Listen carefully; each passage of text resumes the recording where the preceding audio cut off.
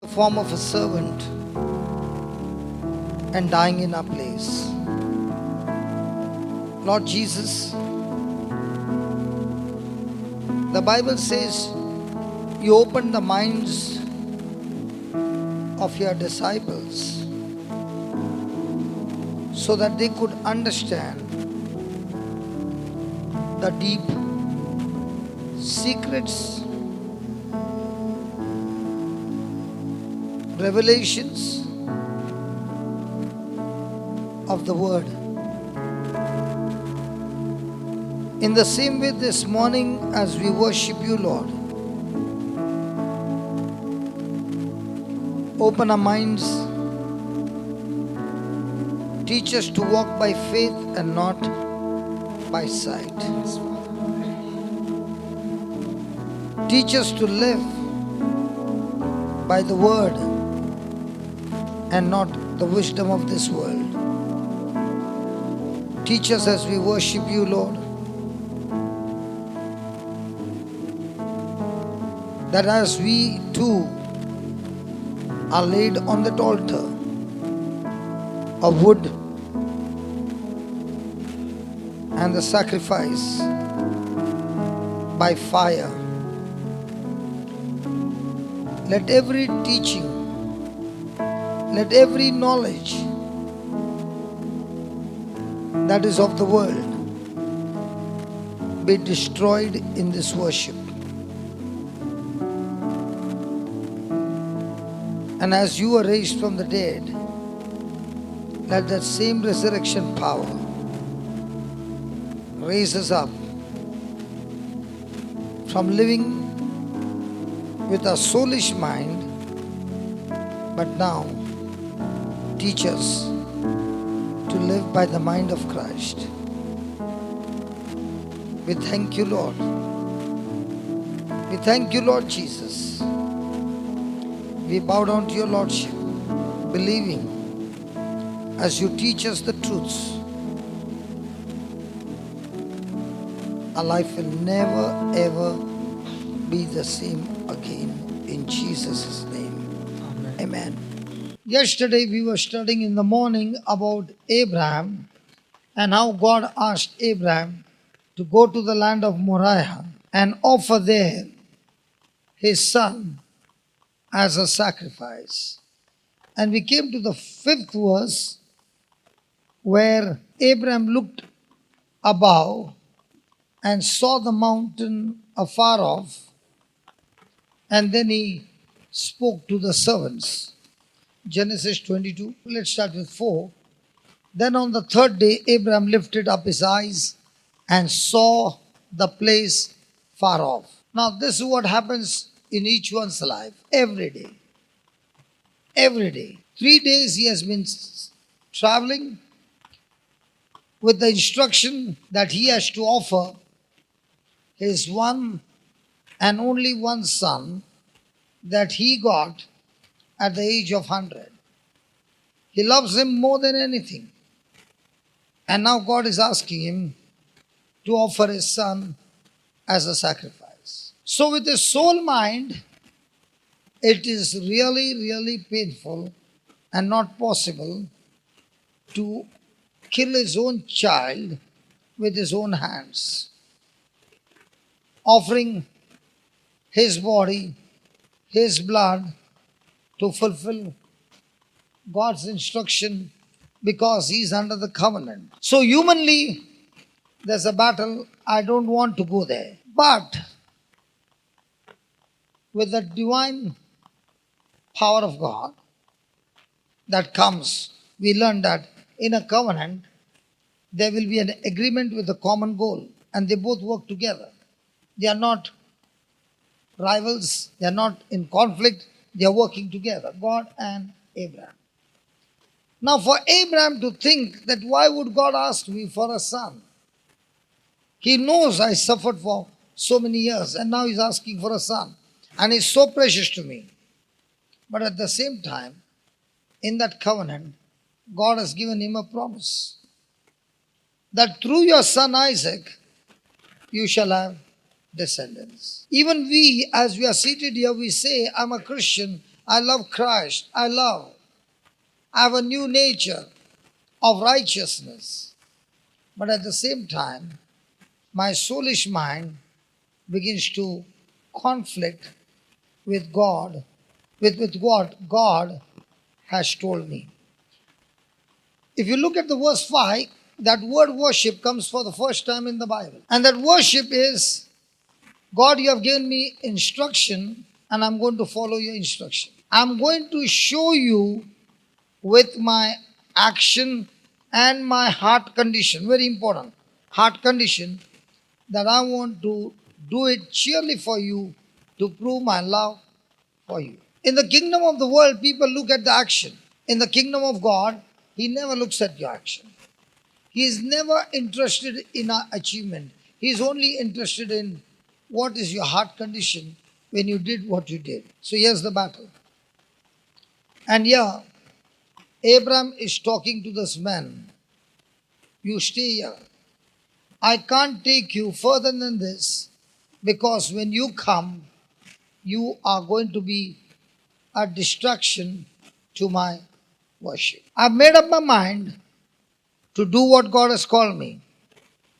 But even a few words from you opposing my decision can cause me to get double-minded, and I might not be able to worship God with that one-sided heart, but I might get double-sided. So I don't want you to go any further than this. Your journey with me over here is over, and now I'm going to take my son with me and worship the Lord. Now, is it easy to worship the Lord when He has given you instruction where you have to put to death your best, your top desire, something that you cherish, something that you love, something that is the first person in your life? And here is Abraham saying to God, I will prove it not with my words, but with my action, that God, I love you more than my son, whom I love. And I'm going to prove it to you that I lay down my son as you have instructed me. Now that's what is the battle. On the other side, he has got faith that God has promised him that through your son Isaac, your descendants shall be. And yesterday we learned a very powerful lesson that in the kingdom of God, a seed is planted, and then the person who planted the seed goes to sleep at night, rises up in the morning, and starts his work, fulfilling his responsibility. And even when he's sleeping, and even when he's doing his work, the seed sprouts, and he knows not how. That's a very powerful lesson. Now, in the same way, there is a conflict going on here. God has said, through your son Isaac, I shall give you descendants. Good. But the very next chapter, God is saying, I want your son to be sacrificed. How can God say two things conflicting each other? Now, did Abraham say, anyway, God, you have given me the promise that through my son Isaac, I'm going to have a child. So why should I go to the land of Moriah? I can justify myself and say, God, my worship is that I believe in you. So I believe that even if I kill my son will be raised again. I don't know how, but you will surely give me a son through Isaac. So why do I need to take a journey for 3 days? But here you find a beautiful example of Abraham having two instructions, both opposite to each other. But is Abraham following the first instruction, go and offer your son Isaac? I'll follow that.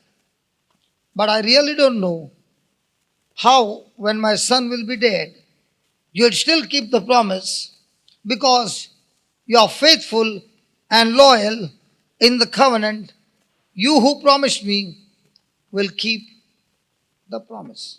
Are there battles in our life? When God gives you an instruction from the written word, is there a battle? Lord, should I go and do that? You know how much I love my spouse. You know how much I love my children. You know how much I love what you gave me. All this, what I have is yours. You gave me, Lord, and it is yours. And God says, give it. No. And here is Abraham getting ready to sacrifice. And in this Bible, in the NRSV, you can see that. NRSV. I will go over there. We will. He never said, I will. He never said, I will. He said, we will worship. And then, now, my dear friend, you know that you're going to follow God's instruction. So you're surely going to sacrifice the son. Would you ever say, we will come back? And that's where we go wrong. See, there are two facts or two truths. One is a fact, which is soulish fact, that I'm going to offer my son as a sacrifice, where I know he'll be dead.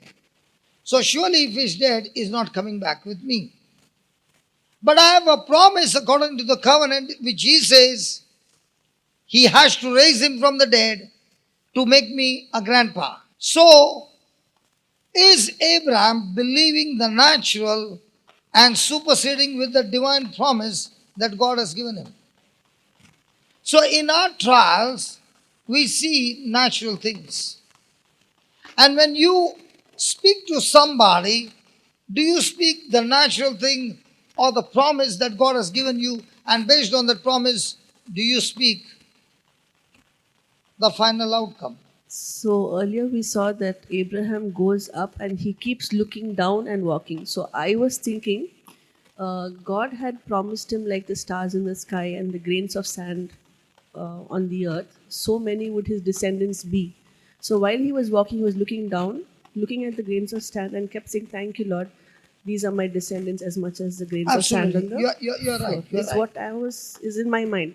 So Correct. it is a contradiction when God says, now sacrifice your son. But at the same time, keeping that in mind, he still says, we will come back because that is also what God told him. Yeah. Yeah. Yeah. So what's the So, question? so why is God giving two contra instructions?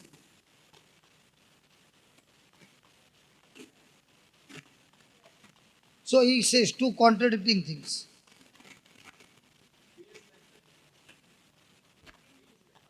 Feels like that. Your son is saying feels like that. No, but there are also two direct commands go sacrifice your son. Son. And it's And also a promise that you will have descendants as much as the stars in the sky and the grains of sand praise on God. the earth. So you gave me yesterday another example. You forgot? You said God supplies all my needs. Yes. Trevor, what happened last night? My brother Trevor, what happened last night? She forgot what she asked me last night in the morning. Ask and you shall receive. Yeah. She remembers. Yeah. Yeah. Now, So, she asked me a question. Okay, you can ask me. No, you can ask. when we were talking about My God shall my supply. God shall supply all my needs according to his riches and glory, at the same time he also says, ask and you shall receive, seek and you shall find, knock and it shall be open. So the thing of asking actually doesn't come into play because you're already thanking God, it's already deposited, you have it in you, like the streams of living water are inside you. It's not from outside, it's from inside. So God has already given to you to say, thank you, Lord, I have got it. So when you say, ask and you shall receive, why? What is he referring to there? Is it You something? have put me in a tight corner. What On is the one side, God is reference? saying, I've deposited everything in your account. Right? On the other side, He's saying, ask and you shall receive. Okay. Can you come and help me now? Please come here. Now, she took 4 of a beautiful dress and went to a laundry. Now he is not your son. A laundry to give it for dry cleaning. Now she comes and gives you 4 of a best beautiful dress for dry cleaning. What would you tell her? I'll tell her how much it costs and how long it will take to clean it. And I'll do whatever is required. Keep it ready, fold it, pack it, give it And come after. a couple of days. Give me. Tell her, look, don't trouble like this. A couple of days can be a month. Don't trouble her like this. Yeah, 2 days. Agreed? Now, will you give her money or will you give her a receipt? I'll give her a receipt. Agreed? Okay. Now, 2 days later on, you are busy. Possible? So you did not get a chance to go to the laundry. And like always, look, he's already put his hand up. Trevor, always at the service of his wife, the kind, loving, servanthood, passionate, loyal, anything for you. And you tell him, anyway, you are coming from, why are you crying? Did the words affect this woman?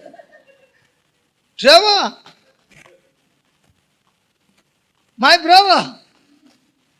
Okay, so you told him, while coming back, please bring these clothes from the laundry. And you gave him the address. And Trevor said, really speaking, I want to go and get that. But today I'm extremely busy. I might miss going there. So I take a chance. Why don't you tell your younger brother, me? Your younger brother, me. So like a younger brother, always the younger brother has to obey the elder sister. So you tell me, and I'm always ready. So you give me the receipt and you say, don't do the payment. I've done the payment. Right? So you gave me the receipt. Now watch this, what happens. I'm coming from my place and I come to the laundry man. Please give my sister's clothes. That fair lady, I meet many fair ladies every day. Show me a name, show me a receipt, give me something. she has got glasses on top of her head. Not every lady wear glasses on top of her head. Sir, I deal with hundreds of clients every day. Please go back home. Don't be so rude to me. You know, she takes a hanky and keeps wiping. Sir, show me a receipt. How can I just give you clothes without any of that?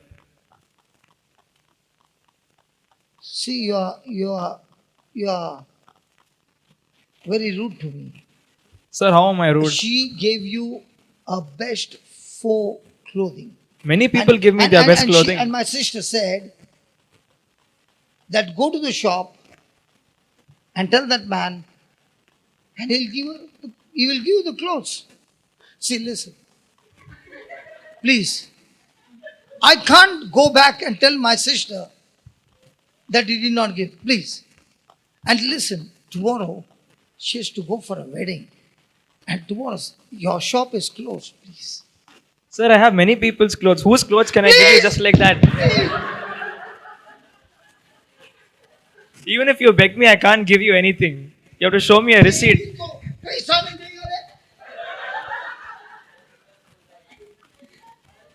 तेरे बाप का है क्या? मेरा बाप का नहीं है. कैसा नहीं देगा देखता है.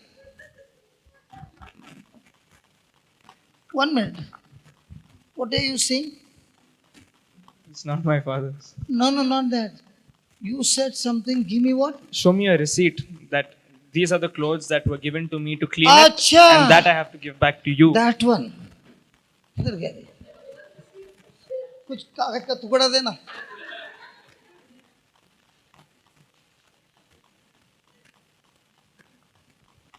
एक लहान पिंजून दिते का चिप. इतले दिम निघालेले माझ्या.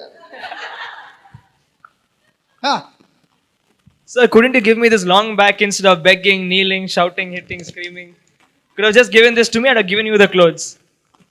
Take. These are your sister's clothes. Now, this is the receipt. This is the sister's clothes. You're so kind to me. How much money? She has already paid. Ah. Yes. Now, question. Hey, hold on. Stay here. Stay here. When I came, was I asking you? You are asking me. Asking something that is yours or something that is mine? Something that is hers. Huh. She has given me Yes. power of attorney. Yes. So, go to you. So, I was asking something that is Yours. mine. Correct? Yes. Why you did not give me what was mine? I needed something specific. What exact set of clothes? I need a receipt that the payment has gone In through. the Everything same is done. way, when you go to heaven and ask God, show him the receipt, what Jesus has done for you, you are making a demand in heaven on the receipt, what Jesus has already achieved for you. You are asking, and it shall be given to you. If I give him the receipt, am I asking for something that is his or mine? Yours. How did it happen yours? Because Jesus purchased all the blessings for us through his death, sacrifice, and his blood. And what he earned by obedience, God took it and gave it to us, is called grace. So when God has given me grace, he has given me a receipt, the promises of God. So when I go to the laundryman, that means when I go to the throne of grace, I show the confession of my receipt and it is given.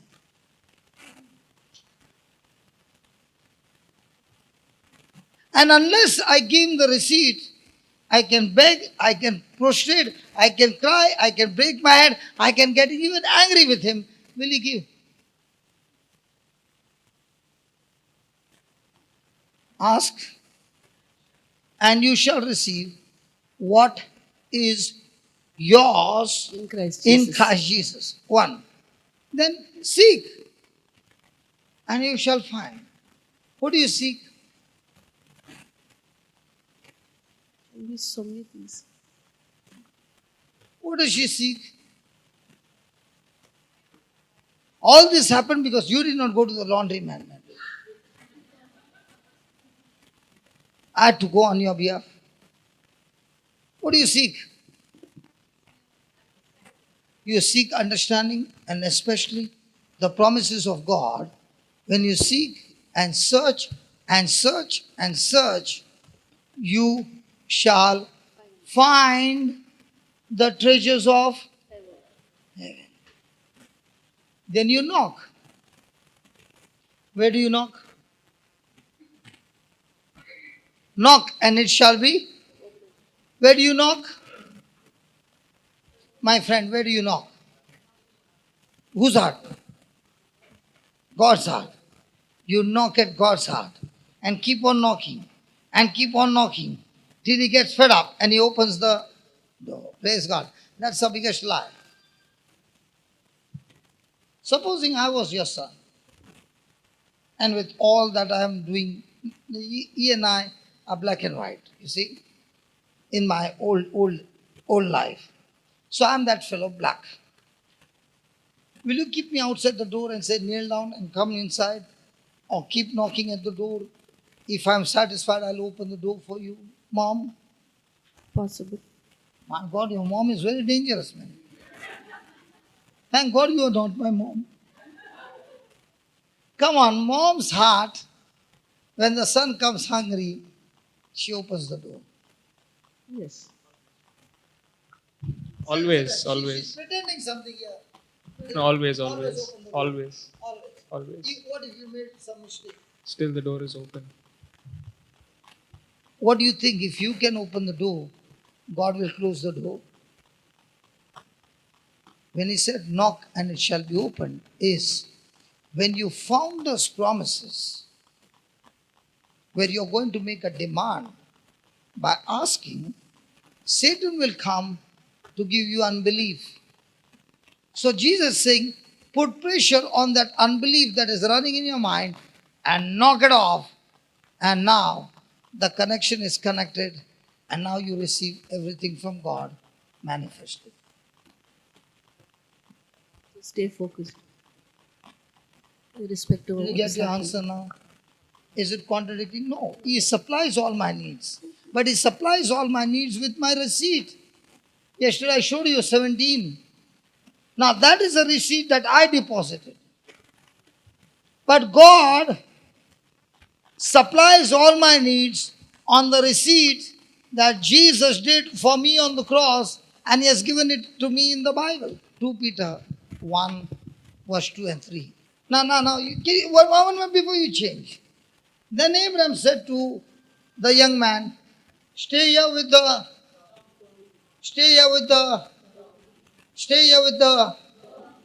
whereas I and my son will go over there.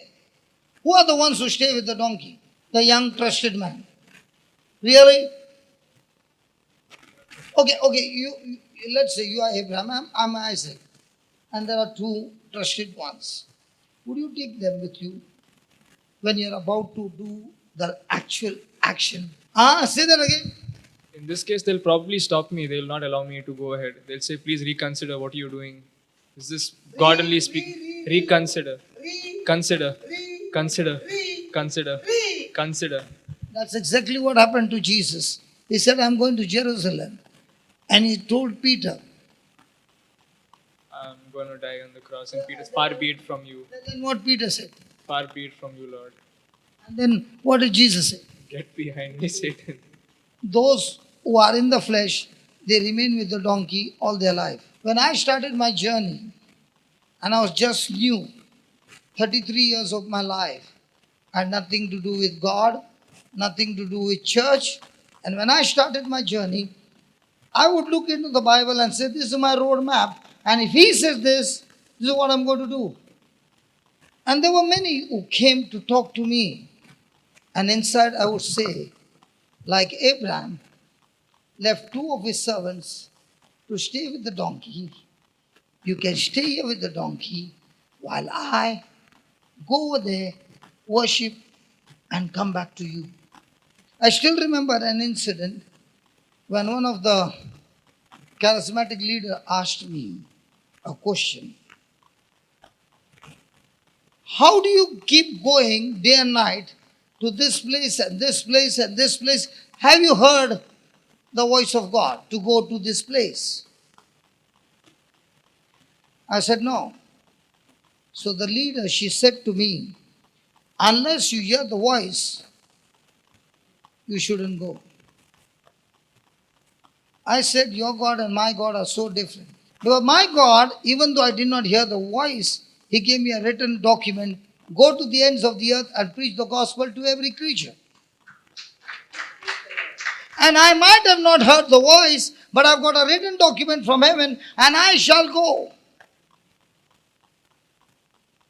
And I said to her, you can stay where you are. As for me, I'm going. Because there's nothing in this world that can please God. The only thing that pleases God, Hebrews 11:6. The only thing that pleases God is faith. Might be God wanted to take me to B, and I took a decision to go to A. Still, God is not offended or angry with me because I'm moving by faith. Without faith, it is impossible to please God. So I'm going by faith, Lord. I'm going to A, and you want me to go to B. Even though I'm in A, you will put spiritual stoppers in my life that will turn me slowly to come to B. But from A to B, I've learned something in A which is helping me when I come to B. So I told the leader,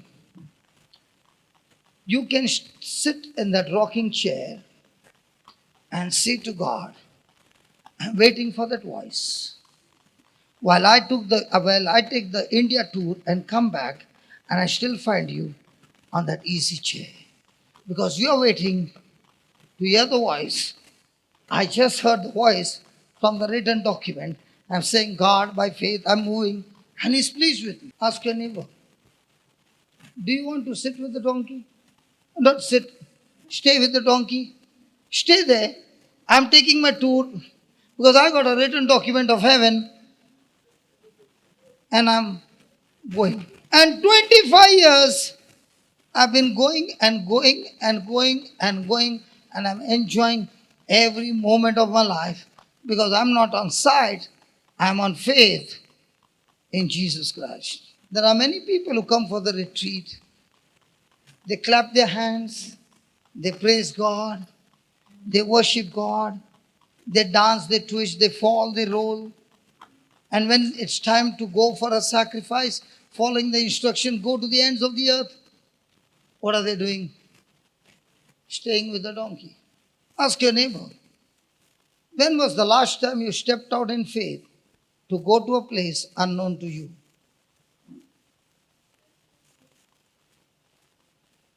But the first thing we will say, God, you want me to go and preach? Give me the address. And see that everything is fine. All comfort, and there should be an AC. Do you know why I said yes? Because when Brother Trevor came to ask me, I said, is it air-conditioned room? He said, yes. I said, I'm coming. Do you remember that, Trevor? Really? I did not know you hear less. Praise God. That's what it is. That is why he is saying, you stay here with the donkey, I will go and worship my Lord. Before that, I used to always teach in my class. Go to the second scripture, Genesis 22, verse number 2. I used to teach them all the time. Abraham rose.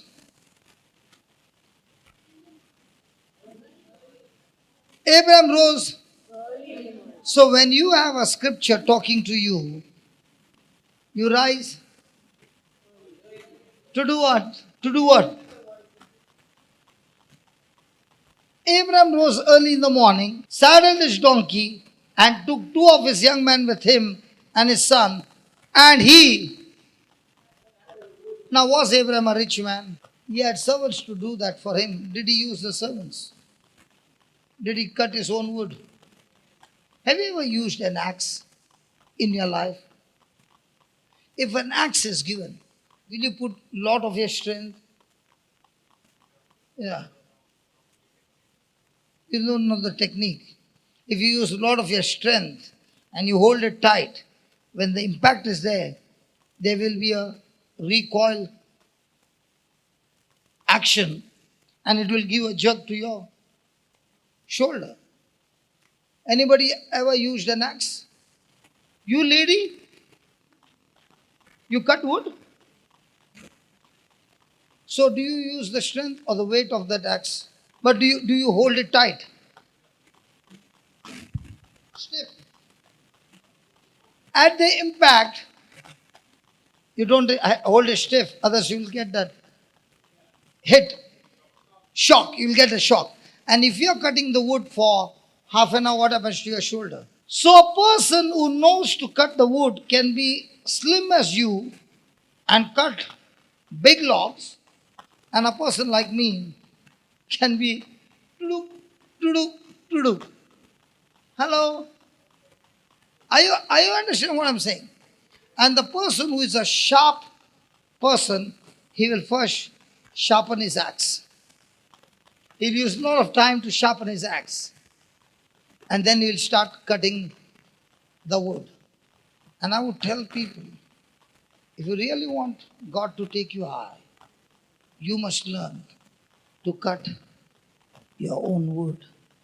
Don't ever decide that I will go and stand on somebody's altar that he built for the last 15 years. Which one excites you? To stand on a small platform or go and stand on a big platform? Come on, talk to me. A ready-made platform because somebody else cut the wood, or you cut the wood from the beginning? If you cut the wood from the beginning and you brought the first soul and you brought the second soul as you're bringing souls after souls, you get well trained how to cut your own wood.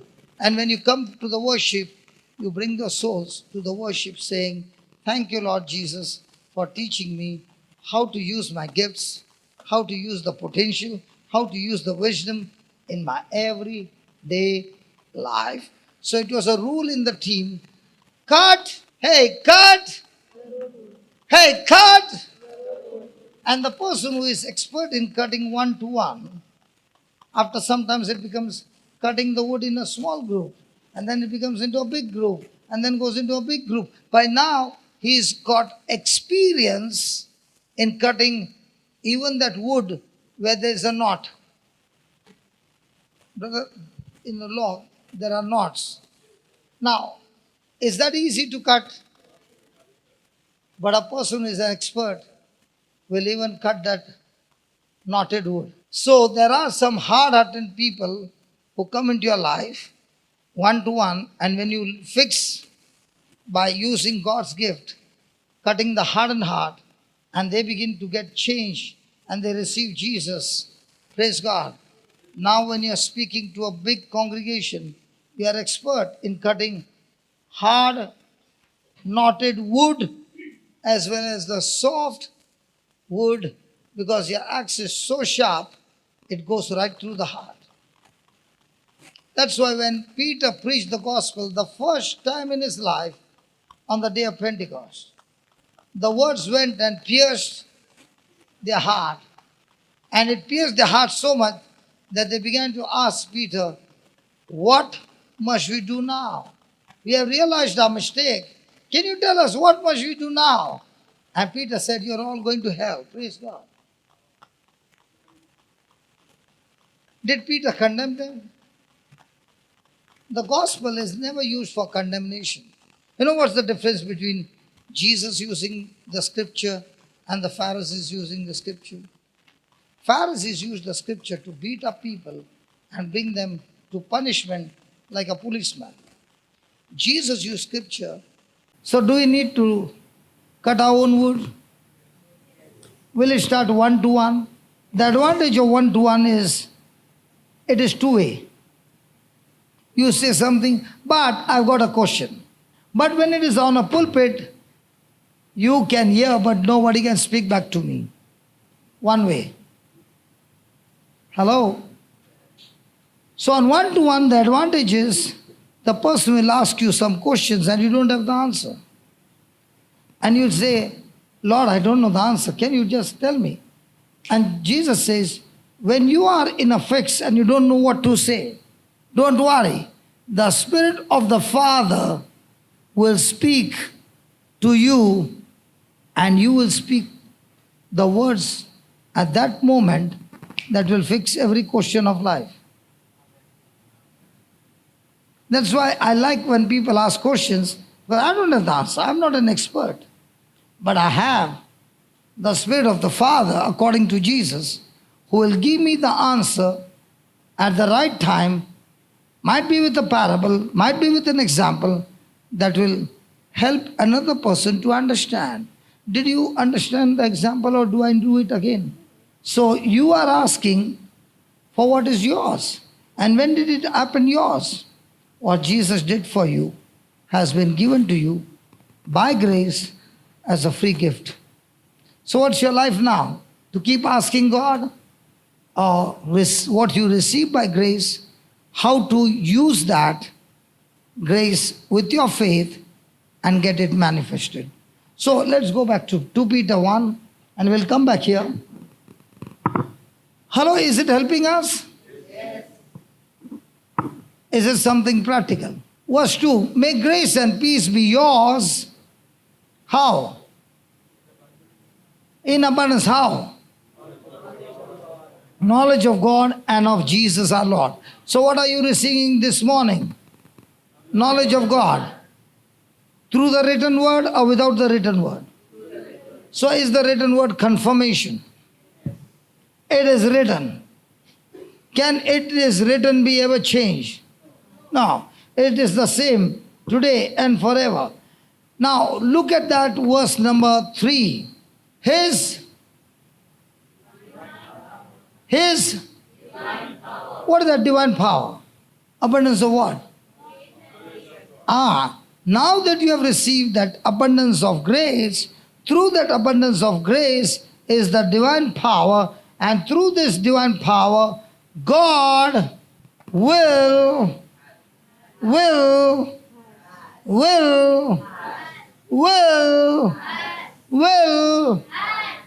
give us Gave us some things. all things. Something. Something. Everything. Something. Everything. Has God given you everything? Why do you laugh? Has God given you everything? Soul mind is saying, I can't see everything. But the mind of Christ is saying, yes, He has given me all things. Now this is what is happening to Abraham. Soul mind is saying, offer my son as a sacrifice. Heart mind is saying, but He has promised me, through my son, Isaac, I shall have descendants. So has God given you all things? Can you see it? Can you see it? All things, what He has given you. First thing is, has He given you all things? Yeah. But in the spirit or in the physical? In the spirit. All things needed for life and godliness. In other words, this scripture promises me that when I make a decision that I want to serve God all my life, I shall lack nothing. Why? Everything that I need to do the ministry has already been deposited in my account. So if Dad deposited in your account, can Dad withdraw from your account? So if the Heavenly Father is deposited in your account, so can Heavenly Father withdraw from your account? So why are you troubling Him? If you believe that scripture, that His grace has given you all things that pertains for worldly life, then is it in your account? So when you go and ask Father, give me this, what will the Father say? I can't give you this because it's in your account. I can't withdraw and give it to you physically. You got to learn to withdraw from your account. When I read this for the first time, I was screaming. I read the Bible in a different way. I go wild when I get a treasure, written document. Exactly. Have you seen me doing that? Yeah, praise God. And how do you know what is in the account?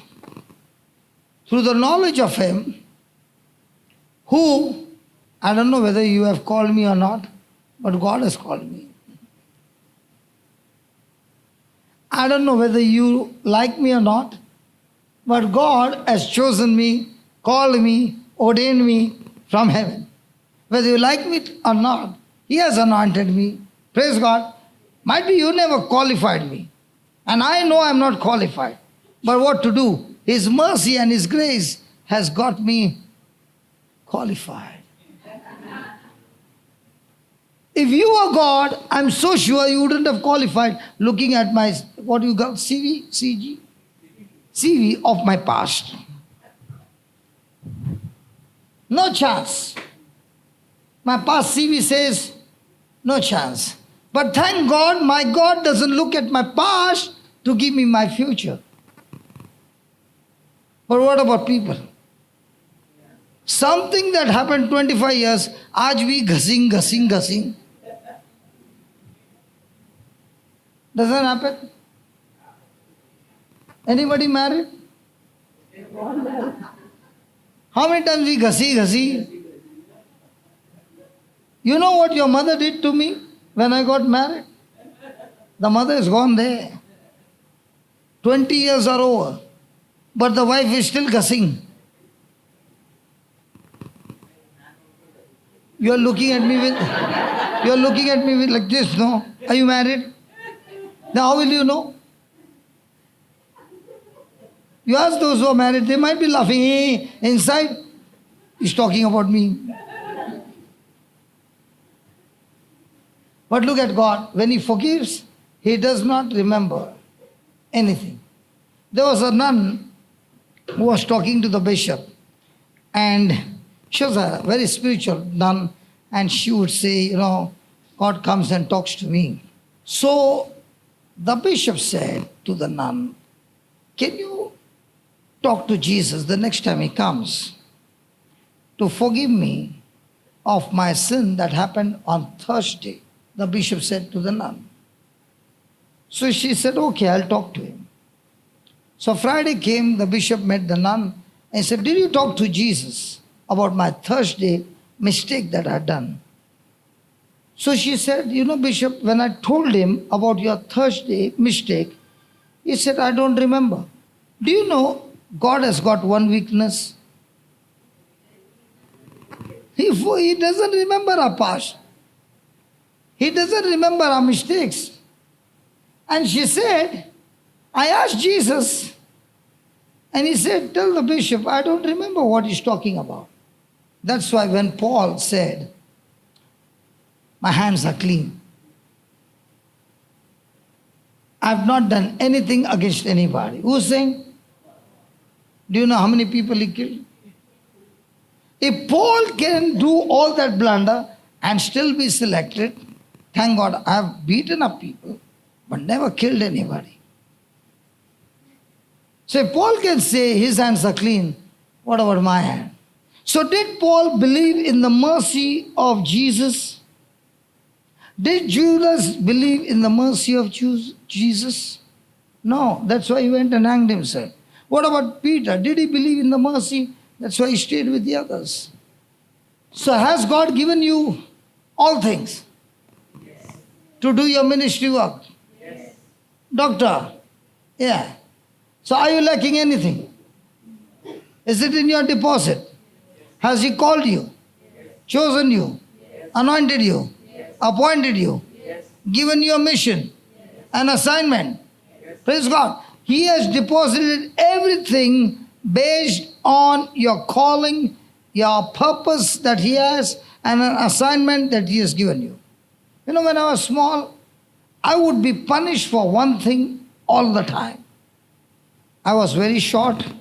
That's why all my life I spent in school on the first bench. And because I was a good student, I was always in the middle row, right in the front of the eyes of the teacher. One girl this side, and me in the middle. Thank God they don't do today. They'll be in trouble. At time we used to have the naughty boy in the middle, the naughty girl in the middle. You remember that? They changed the rule. Thank God for that. Praise God. And I was always having a problem of talking. I could talk. And I was punished for talking. And sometimes some teacher would get fed up with me and say, get out of the class. And I would be there and talking to the first row there. And it so happened that the teacher sent me to the principal office and said, stay there. So I was talking to the peon. So the principal wanted something and the peon and I were talking, and the peon forgot that principal was calling. The principal got angry and he said, get out of here, go back to your class for talking. Now, the teacher did not know why I was talking. I did not know why I was talking. And she named me even good for nothing. Nothing good will come. You know only to talk. But the teacher did not know, I did not know, principal did not know, nobody knew. God gave me this gift, because when He would ordain me from heaven, I would be doing only one job. What do you do the whole day? Talk. Now that's the gift. Which gap? What gap? Mouth is two lips gap. Okay. Hallelujah. So you see, you must discover your gift. because it's your gift that will take you to great godly destination. And that is in, I think, Proverbs 14, 16, 18, 16, I think. Proverbs, a gift. Hey, a gift. Hey, a gift. Hey, a gift. Hey, a gift. Hey, a gift. What was Joseph's gift? Did that gift open the door for him to go to the palace? And even when he went to the palace, was he selected? No. It was only when he interpreted the dream to the king. Was he selected? No. He had another gift. Along with the interpretation of the dream, he had the gift of wisdom. What he interpreted the dream was absolutely bad news. But he took that bad news, mixed wisdom of God, and made it into a extreme good news, that when he said there are going to be 7 years of bumper harvest, 7 years of famine, he said, King, if you store your grains for 7 years, and the next 7 years you can sell them at premium price, because there will be no more grains anywhere. When the king heard it, he said, where can I get this man? So he made him a governor of Egypt. In the same way, God has given to every one of us different gifts based on a calling. When you start cutting your own wood, your gifts will start manifesting. And when your gift starts manifesting, that gift will take you to godly destination. When you use that gift mixed with God's wisdom, you are rising higher and higher and higher and higher, and you are truly now a blessing to the nations. So what do you do every day? Use your gift. Let me tell you what is a gift. There are two people, two wife, and both the husbands are giving the same news. Today some colleagues of mine are coming home, prepare dinner. She says, how many people? They say 10. One wife says, take them out, give them out dinner, and then come back home quickly. The other one says, why 10? Call another 5 who are there. Call them all. Why is one wife saying, take them out for dinner? The other one is saying, please call them home. Huh? One is and she loves cooking. What about the other one? She's nearly fainting. So in the same way, we have gifts from the Holy Spirit that flows naturally. For example, preaching is a gift for me. The topic can change any moment, and God can keep on speaking and speaking. It's a gift. It's not that I sweat. It comes from the source naturally. Praise God. Hallelujah. So each one of us have different gifts given to cut the wood and bring the souls into the kingdom of God. Amen. So let's go back to 2 Peter 1. His divine power has given us everything needed for life and godliness through the knowledge of Him who called us by His own glory and goodness. He has called us for what? For His glory. He has called us for what? His own? His own? Glory and goodness. So what is glory? Do you know God has called you for His own glory? Glory. So what is glory? You are singing that hymn, glorify. Yeah, what is glory?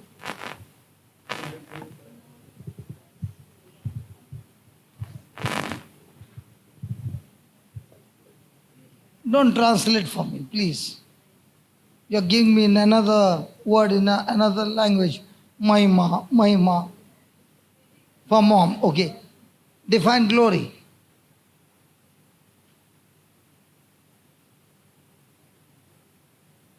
And the glory of the Lord filled that place. Okay, I'll give you an example. We are all here listening to the word, okay? And suddenly a person starts screaming, I can see, I can see, I can see. Means what? He was blind and suddenly he could see. A limb began to walk. Now what is that? Glory means what? I did not see God. I did not see the Holy Spirit, but I saw with my natural eyes the works of the Holy Spirit, His glory. When you look at the mountains and the waterfall, and you see man-made waterfall. Have you ever seen some people make waterfall? And you see God's waterfall. What do you say? He has not even fixed a pump there. And day and night that water is flowing. What's that? Have you seen sometimes some beautiful insects on Geography Channel? If you are an artist and you are given a paper, make different kinds of insects. And with what colors and with what design. What's that? Have you seen sometimes they go underwater in the deep sea and they show you those creatures? What's that? God's glory. When you are in the evening and the sun is about to set and you look at the sky and you look at the colors and you say, what an artist, man. Every few seconds the colors are changed. The whole canvas starts changing. What's that? Glory of God. So you can see the power of God. And the Bible says, God has chosen us and called us for His glory. Wow. So that wherever you go, every day, the glory of God goes with you. Hallelujah. Hallelujah. So are you supposed to live a natural life or a supernatural life? So He has deposited all those things for what? For your glory? To build your glory? Or for God's glory? So where are you using your resources at? If God has deposited all that in your account and you're withdrawing from that account to build up whose glory? Really? Don't tell me we should. I'm asking. We generally don't. So from now on, what do we do? His glory, His goodness. Hallelujah. Are we getting an opportunity to do that? Come on. Yeah. Praise God. And the best part is when you withdraw from the resources that God has deposited, those deposits never run dry. They keep multiplying and you become a first-class channel for God, who is the main source, making you a distributor on earth. Have you ever heard authorized hardware distributor of this company? Never had that. In the same way, authorized distributor of heaven. God. Hello. That's why He has called you. God is looking for distributors. The first man He chose was Abraham. And from then on, from his descendants, He is choosing more and more distributors. Ask your neighbor and look at your neighbor and say, you look like one of the distributors He's talking about. You look like that, man. Hey, you look like one of the distributors. And that too authorized, no duplicate mark. Hallelujah. Hallelujah. Now when you read that scripture, does that excite you? Yes. Now does that make you a beggar or a believer? Believer. So are you going to lack anything or is it deposited in your account? So when you're using the resources in the kingdom, will it ever go to the minus? Or will it go into multiplication? Which one do we believe? Praise God.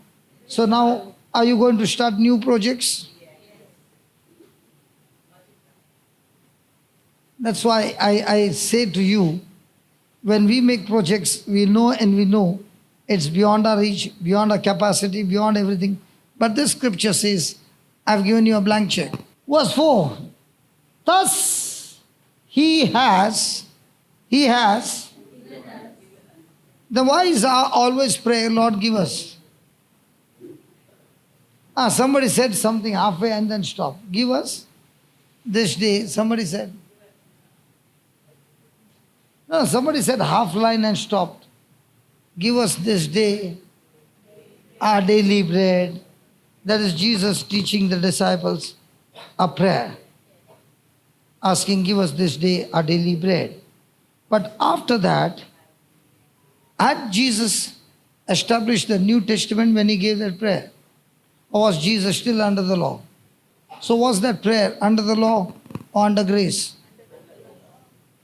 And today's, after the establishment of the New Testament, do I need to ask God for a daily bread or has He deposited in my account? Can you make out the difference? Now what I'm saying might be irritating to you, but that's what the Bible says. In the new covenant, not only your daily bread, but God has given you in abundance so that you can be like Jesus, carrying the bread to others. Praise God. So He has given unto us through these things in the spiritual realm. He has given us what? Precious and very great promises. So is the New Testament all about promises? And those promises are in the spirit or in the physical? In the spirit. Now, through these promises, what do we get?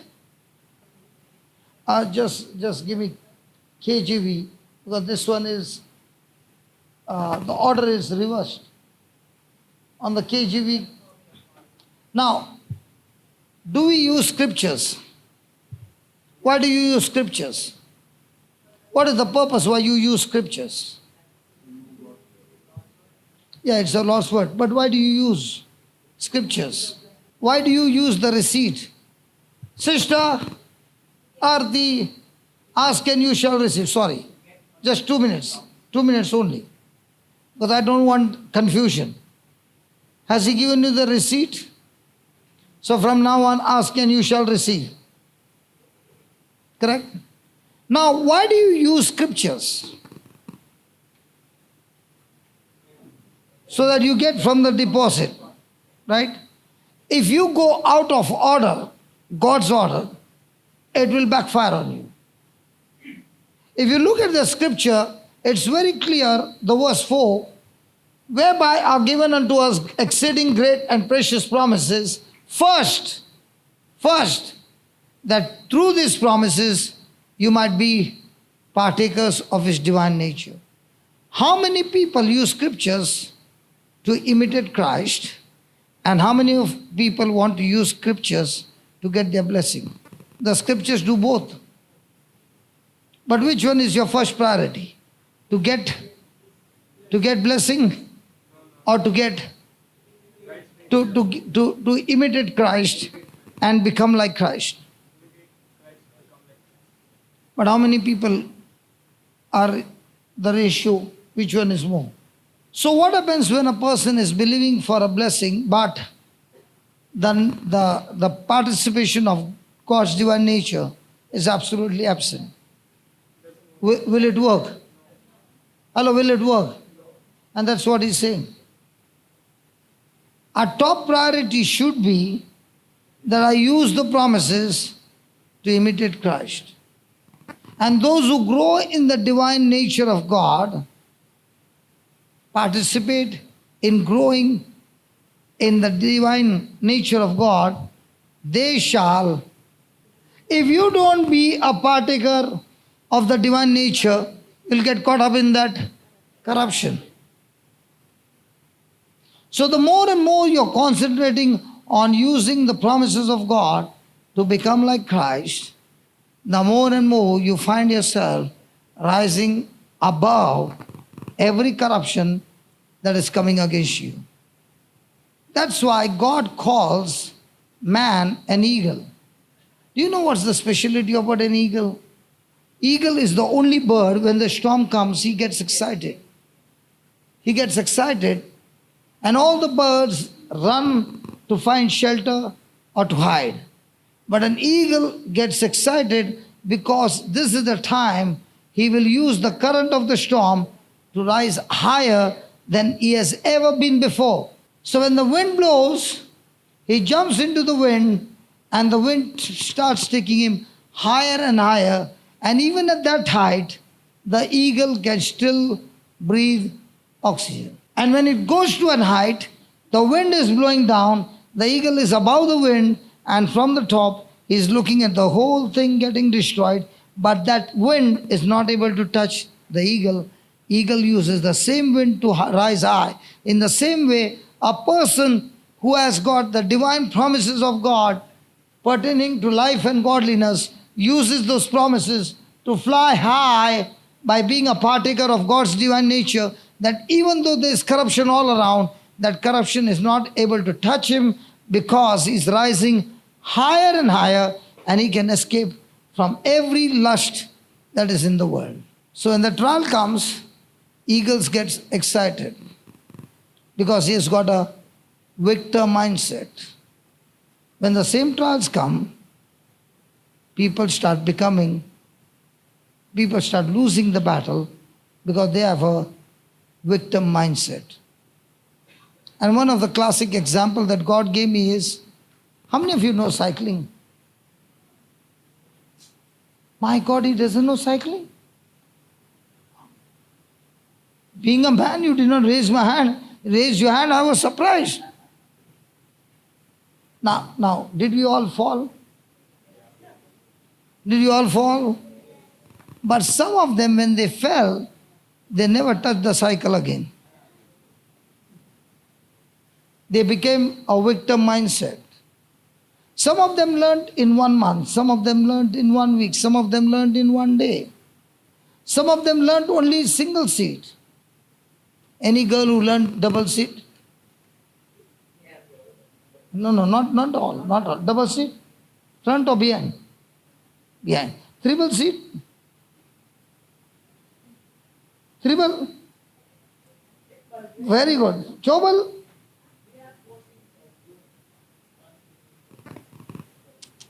No. Single cycle. Let me ask the men. Anybody triple seat? Men? You did not take triple seat? Ayyo Swami, you? One in front, you in the middle, behind one? No? Uncle, triple? Choval? One on the handle? 5? Why is it that we were going more and more?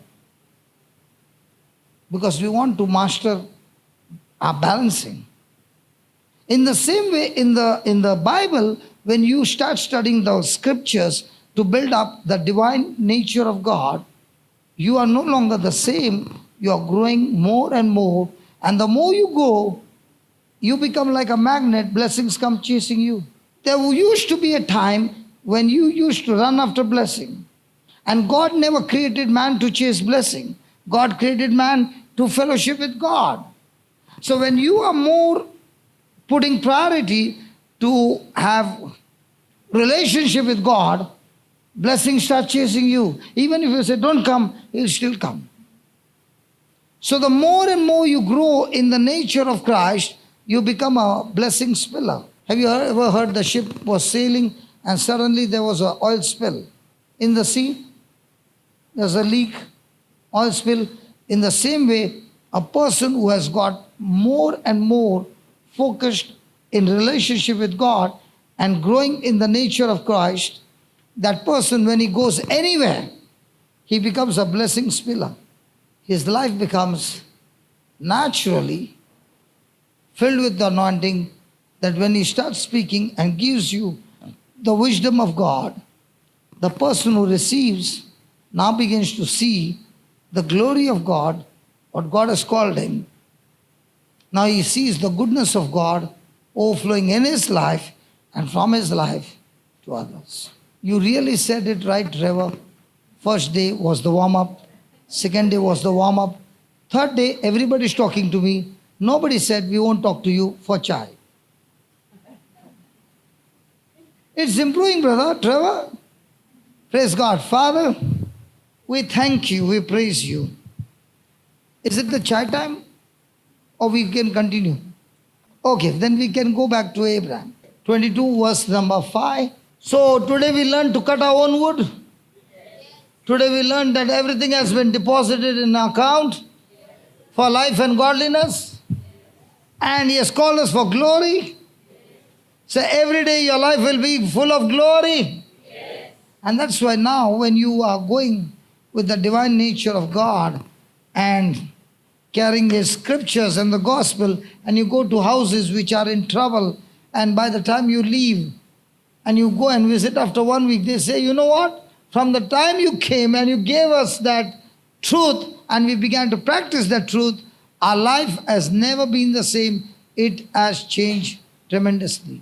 Verse number 6. And Abraham took the wood of the burnt offering and laid it upon Isaac his son. And he took the fire in his hand and the knife, and they went both of them together. Abraham took the wood of the burnt offering and laid it upon his son Isaac. Isn't the same story with the father laying the wood on his son Jesus? Whose idea it is that Jesus should go to the cross? The father. And he told his son. Now when Jesus is carrying the wood, is he carrying the wood like Isaac carried the wood on the same place? Well, when you see Moriah, it is in Chronicles, I think 2 Chronicles 3 or somewhere. It says, the temple of Jerusalem, you can just Google search, the temple of Jerusalem was built on the Mount Moriah.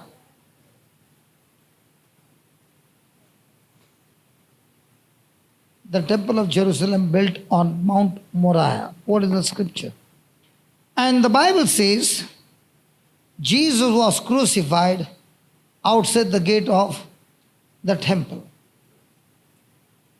So on the Mount Moriah is the Mount Calvary. So you see in the covenant, when a covenant is there between the parties, they have a common goal, they work together, and when one person does something, the other person also has to do the same thing.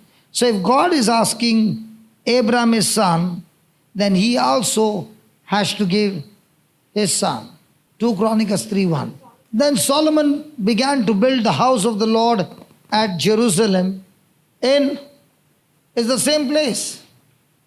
Now when Abraham was offering his son, following the instruction, did he ever know thousands of years later on God would do the same to his son? So in other words, because you have a covenant with God, and when he gives you the instruction to do something, remember, in the new covenant, he has already done the same to his son for you. So now here is a son carrying the wood. Who is he? Isaac. And in the future, God the Father laying the wood on his son, Jesus, who will be carrying the cross on the same mount to be sacrificed. And there, just go back, Baba. And here you see, the father laid it upon Isaac his son. Then the father took the fire in his hand and a knife, and they went both of them together. So who has got the wood? The son. Who's got the fire? Who has got the knife? In the New Testament, the same Father is telling every human being on earth, I got the fire, I got the sun. What do you choose? If you choose to believe what my son did at Calvary, then you get the fire. If you don't choose to believe what my son did at Calvary, you get the knife. Go to John 3:16 and 17. For God so loved the world that he gave his only begotten Son, that whosoever believes in him, so whosoever believes in him receives the fire. Whosoever does not believe in him receives the knife. And that's what happened. 120 who were gathered in the upper room believing in what Jesus had done, they received the fire on the day of Pentecost, and none of them perished, but from there on began the ministry of the Holy Spirit till today. And the same Holy Spirit is talking to every person on this planet Earth and saying, the choice is still open. If you believe in the sacrifice of Jesus for you, you choose. If you believe, you get the fire of the Holy Spirit burning all the corruption in your life, the old sin nature, destroying the old man, and now giving you new life by putting on the new man. But if you reject, then you get the knife. And that's what 17 says. For God sent not his Son into the world to condemn the world. So Jesus never came to condemn anybody, but that the world through him might be saved. He that believeth on him is not condemned, but he that believeth not is condemned already. So when you believe not, the Father says, you choose. You just chose the knife, because he has not believed in the name of the only begotten Son of God.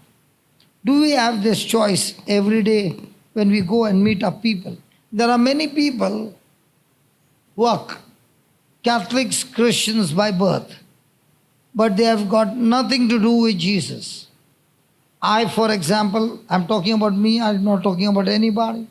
I'm born in a Catholic family, baptized when I was a baby, received my first Holy Communion, received my confirmation, received the sacrament of marriage, but yet I never believed any of that, and I lived totally producing the fruits of Satan. But it was in my crisis that somebody preached the gospel, and for the first time I paid attention to it and I received the word. In an instant, something happened to my life. The Spirit of God changed my life from inside out. And from that day on, I received a thirst, an understanding for the Word of God. My desire had changed. I used to say, in those days, I used to earn a lot of money. And I would say, I'm going to retire at 45. And the first thing I would do was to go to Hawaii. And with the money that I earned, I'm going to enjoy my life to my full. And I would say it all the time. I would tell my wife, this is my money, and I'm going to enjoy my life in Hawaii. I got saved at 33, and there came a time when God did take me to Hawaii on a conference. And I still remember we were all there, and on a Sunday, it was holiday. Someone went to see a volcano, someone went deep sea diving, some went here, some went there, and they asked me, where are you going? I said, I'm going in search of drug addicts.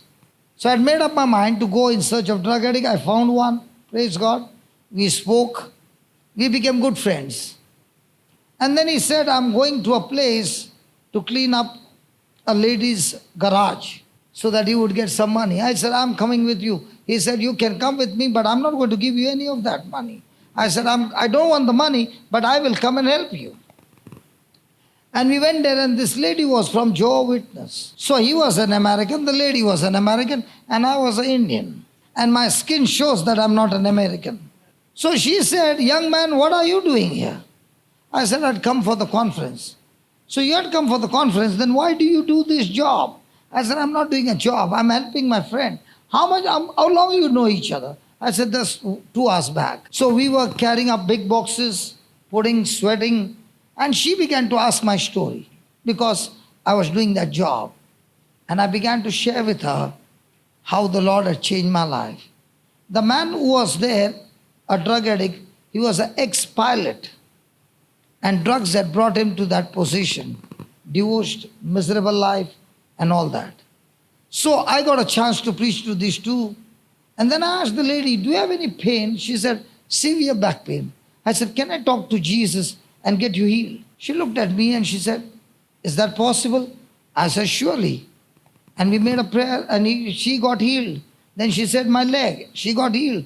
And I said, who healed you? She said, Jesus. Who was she?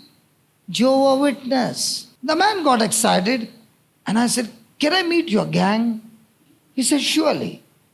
What time? He said, by 5 o'clock. Can you get them together? He said, yeah.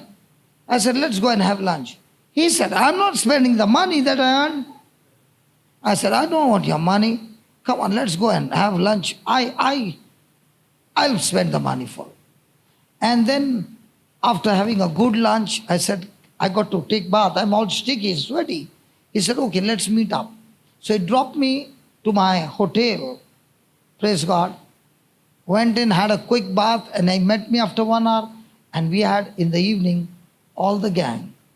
And I began to share with them. And I said, listen, none of you can come out of drugs because that enemy is much stronger than you are. But if you receive Jesus, He is the only answer to come out of all your bad habits. And I shared with them my story. Praise God. We had a grand time. And in the conference, it was a very strict rule, 7:30 dinner time. And I was already 7 o'clock there, 7:10. And I was so excited. We finished our prayer and they were still in the group. And I said, I'm going. 3 kilometers I was running back to reach my hotel. Okay? And when I was running, the Lord reminded me, you always wanted to come to Hawaii. I brought you to Hawaii. Nobody knows you. All your colleagues and all those who came for the conference, they have gone to different parts of Hawaii. You are all alone. You could have done many things over here. I brought your desire fulfilled to Hawaii. You had the liberty. But where did you land? I said, God, thank you so much for changing my desire. You did bring me to Hawaii, but with a new heart. And when I entered, I was all sweaty. They said, from where you came? I said, I had a great adventure today. And they were sharing with photographs, each one. Look how I look. Look here. Boo, boo, boo, boo, boo, boo. Look here. Look at the volcano background. And I said, you know what? I don't have any photographs, but I've got them all in the heart. Because all I did was to plant the seed in a lady who was Jehovah's Witness. When we made a prayer, she received Jesus as the Lord, God, and Savior. So the desire was fulfilled. When you go hunting on the road and you say, God, give me one. From that one, you can get the whole gang. God used the gift to cut the wood. And when the wood was cut, praise God, He said, I got plenty more to cut. So do you now understand from where I come? And remember, when you have been in Egypt in a bondage, and you came out of Egypt to the promised land, you cannot forget the Egypt where you used to be. So when you see another Egyptian there, you are saying, I used to be there. Not just like you, I used to be a PhD, you are still in school. Praise God. And I can show you how you can come with me to the promised land. Hallelujah. There's that brother, I don't know his name. Brother, what's your name? You are my dad's friend. Dolphy.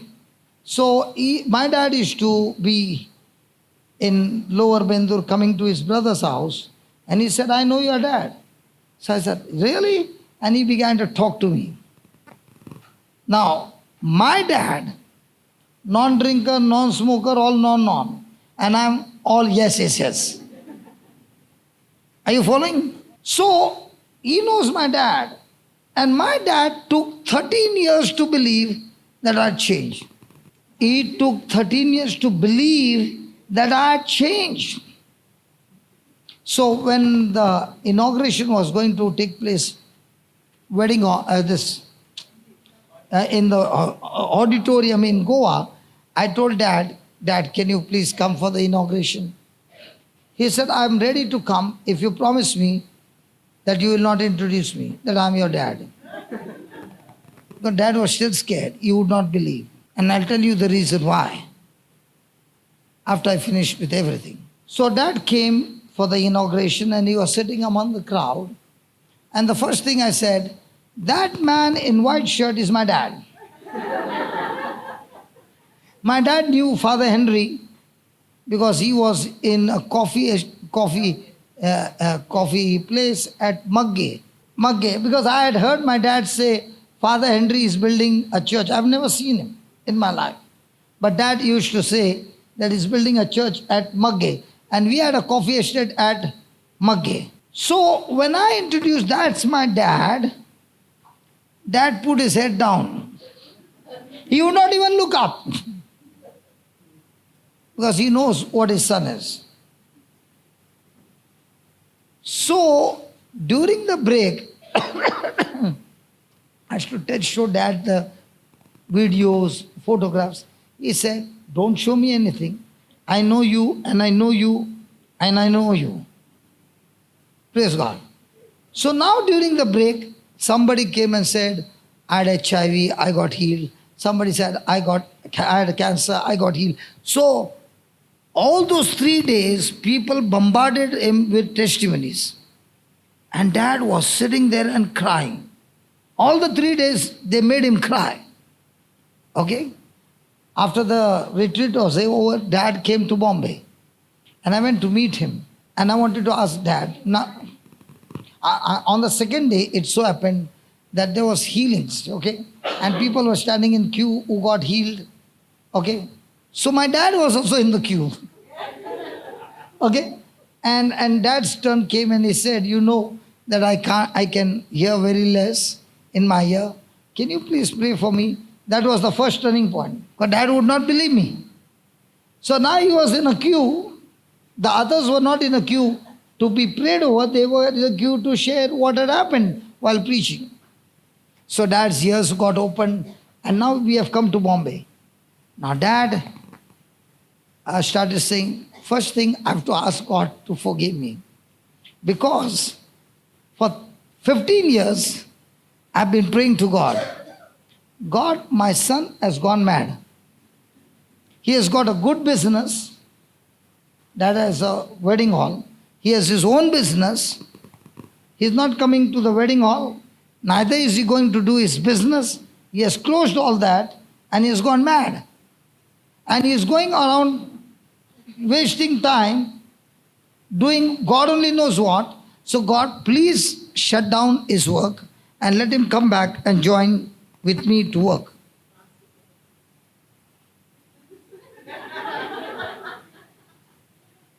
Listen, Ray. You're confusing me. So for 13 years, Dad prayed. But when Dad saw what he saw, he hugged me, caught me tight, and he said, I've done big business in my life, but what work God has given you, promise me that you will never quit this job that God has given you. He said these words, I have earned money with my business, but what you have earned cannot be valued by money. So, after 13 long years, I cancel my prayer. And I pray now that God, He will continue to do this job till the last breath of His life. And that day, my dad blessed me. Now let me tell you why Dad was not ready to believe. Can I tell you? Can I tell you? Now, if he is the neighbor of my uncle, Okay? My grandfather would spend more time in the church than at home. He would be all the time helping the priest. And it seems when dad was small, if the priest is taking the Eucharist for the sick, okay, and is walking on the road, then dad and the whole family will kneel down. Till the priest goes, they will turn. Till he goes out of sight, they will be like this. And if the children are not kneeling, he will give a knock on the head and say, didn't you see the King of Kings walking by? So it's gone into my dad's mind. Correct? Then he said, in those days the priest was so sincere in their calling, holy, that even their dress would be stitched with holes. But I never saw healings and miracles. Your grandfather spent so many hours in the church, I never saw him heal a headache. Your grandmother used to pray the whole day, but I did not see them healing even a headache. And I know who you are. When they could not do, surely you are doing something match fixing, because I know you are very intelligent. You can fix up people and say, see? So I choose not to believe you. So I said, what now? Now I choose to believe you. And I said, you know what, Dad? It is a power given to everybody. But the question is, soul, mind, and mind of Christ. Soul mind operates through senses. Mind of Christ operates through word knowledge. When I began to learn this, I learned that the power is not outside, the power is with everybody inside. All that we need to do is learn to open the tap in the right direction. If you open the tap in the wrong direction, it gets more and more locked and the power doesn't flow. For example, was it you, brother? I asked you, single-minded, double-minded? Yeah. So when you decided to be single-minded, was there a change in your body? Yeah. As long as you are double-minded, what happened? On one side you are saying, yes, I believe that by the wounds of Jesus I am healed. But on the other side, the symptoms are also talking to you and saying, what lies are you talking about? Can't you feel the pain? When you decided, I don't care even if the symptoms are talking, but I choose to believe what God said. Instantly, the tap opened, the power that is inside you got you healed. So why am I preaching for 1 hour, 2 hours, 3 hours, 4 hours? Only for one purpose, to make you change your thinking from seen to unseen. And if you begin to believe in the unseen, I don't need to do anything. Now all that you need to do is believe in that unseen. Open your mouth, you speak the truth, and the next moment, the power from which is inside you starts operating in your life. So that is my dad's story. Hallelujah. And I want to tell you, my mom, she did not see me change. But my mom would pray day and night for my conversion. But I want to tell you, even though mom did not see my change, her prayers never went empty. They kept working and they kept working till those prayers got me out of Satan's claws, and here I'm standing. So mom, dad, none of your prayers are going wasted.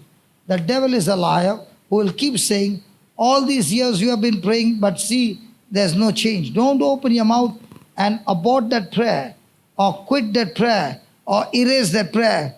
Continue to believe that prayer is still working for your loved one. Yes, approve. Yes, approve. And I can say the longer it took, praise God, the effect of the prayer became so powerful. You can see me here now. I was extreme on this side. The Lord changed the direction and put me on this side. Now I'm extreme on this side. So if you have your loved one extreme on this side, hey, it's Paul. Are you understanding? He is extreme because God created him extreme, but the devil kidnapped him when you were small. Doesn't matter. Your prayer will get him out of Satan's claws, and the same extreme will be now extreme in the kingdom of God, winning souls for the kingdom of God. Can you say that? Amen. Amen. Yeah, praise God. Hallelujah. Hallelujah. Hallelujah. Thank you, Jesus. That's why we spend so much of time again and again on the Word, because the Word helps us to change our thinking. All that the Word does is change your thinking. And when your thinking has changed, that has changed your life forever. Praise God. So, God the Father is giving the fire and the knife, and you need to choose. So right from childhood, I had many people come and talk to me, and I showed them the door. Till my life became so miserable, and there was no way out. And death came knocking at the door and said, I'm going to take you to hell. There's no way for you. And like the prodigal son, for the first time I came to my senses, and I said, if I don't change now, that will be the end of my life. And thank God for that grace He gave me. And thank God for the gospel that was preached. The message that preached. It was preached before, but I did not give attention. But this time, I gave attention to that message, mixed my faith, and the same message turned my life around. So Father, in the name of Jesus, there are many, many people in this world, and there are many back home, that we, the people here, are praying day and night for their loved ones. And Father, you have offered to each one, in your hand is the knife and the fire. Father, we pray for the Lord of the harvest, because Jesus, you said, pray to the Lord of the harvest that He sends perfect laborers who will preach the gospel. And our loved ones will receive the gospel and say yes to you. They will accept the sacrifice of Jesus by believing in the gospel and receive the fire anointing that will consume all corruption, the sin nature, and instead give the nature of Christ. Thank you, Lord. Even as we are praying right now, I speak to that person that you have chosen for the loved one to move from that place right now. Even if you are in the North Pole, you got to come into my loved one's life right now in the name of Jesus. And I thank you, Lord, for preparing the heart of that loved one, that as the gospel is preached, you spirit of unbelief, you shall not block the word that is preached. Thank you, Lord. Just as you said, let there be light. I speak, let there be light in the heart of that loved one in the name of Jesus. And as when you said, let there be light, there was light. In the same way, I thank you, Lord. As we speak, let there be light in our loved one. There is light that has come right now in the name of Jesus by the power of the Holy Spirit. And we see our loved ones have received the gospel. Their lives have changed. And they are mighty men and women of God. And from now on, Lord, we shall confess, we shall believe and continue to believe that they are not only saved, they are mighty ambassadors of Christ. They are mighty soldiers of Christ. Thank you, Lord, as we worship you right now, as Abraham said, as we will come back to you. We say in the name of Jesus, oh Father, you said, believe in the Lord Jesus, you and your household shall be saved. We are believing in you, Lord, and we proclaim right now, our whole household is saved according to the covenant. We speak in the name of Jesus. Our whole household is saved in the name of Jesus. Thank you, Lord, for that perfect laborer. Thank you, Lord, that perfect laborer is preaching the gospel, preaching the message, and the message that is preached is not coming back empty and void, but going and piercing the heart. Just like Peter preached the gospel and their hearts were pierced and they received the gospel and their lives were changed. Thank you, thank you, thank you. Thank you, Lord. Every prayer made is working right now, and the prayers are answered in the name of Jesus. And I thank you, Lord. More and more souls are added into your kingdom. Thank you, Lord, that our loved ones are ambassadors of Christ, a new creation. The old is nailed on the cross and everything has become new. Thank you, Lord, that you have given to each one of us the ministry of reconciliation. Thank you. Thank you, Jesus. Thank you, Jesus. We receive what we have prayed and believed in Jesus' name. And all God's people said, Amen. Amen. Amen.